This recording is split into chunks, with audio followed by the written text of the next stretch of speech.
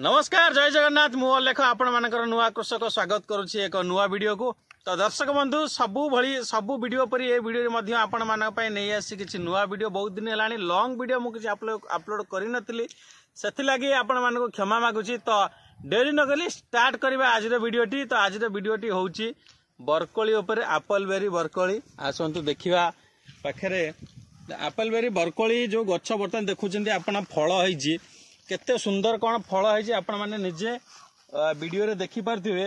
ए गच्छ लागिछि गच्छ लागिबार 4 मास रे आसीथिला फूल आसीबार प्राय 1 ରୁ 2 मास भितर बर्तमान ये रेडी टू हार्वेस्ट हो गलानी।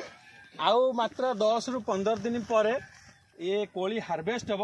एप्पल बेरी बरकोली आपण मानकु देखौछि गोटे बरकोली मु बर्तमान छिंडे की खाई की देखौछि। देखंतु मैं देखा एत सुंदर लगुच खाई भी टेस्ट करके जानवा एक्चुअली आर टेस्ट केमती आप बहुत वीडियो भी देखी थे यूट्यूब एप्पल बेरी तो एप्पल बेरी शुणी मुझे सांगे सांगे दौड़ के आसली कौन केमती फल होती देखापी। तो खाईदबा सतर मैंने एत सुंदर नागुच पूरा डिटो सेऊ कि आउ मैंने काश्मीरी सेऊ 1/2 किलो खाओ आपको 4टा खाओ पूरा सामान।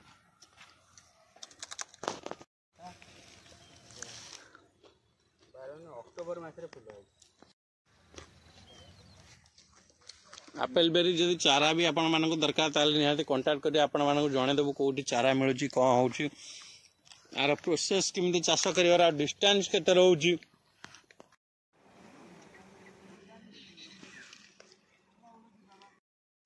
जेहेतु ये लॉन्ग वीडियो व्यू जाउनी तण करे मु अल्प अल्प वीडियो बनाउची। तो आपण माने लॉन्ग वीडियो देखंतु सब्सक्राइब करंतु कमेंट करंतु जत्ते जण भी देखछन्ते लाइक करंतु सब्सक्राइब करंतु कमेंट करंतु। कमेंट कले मत गोटे प्रोत्साहन मिल लॉन्ग वीडियो करने मो पाखे कंटेंट पूरा भरा कंटेंट अच्छी।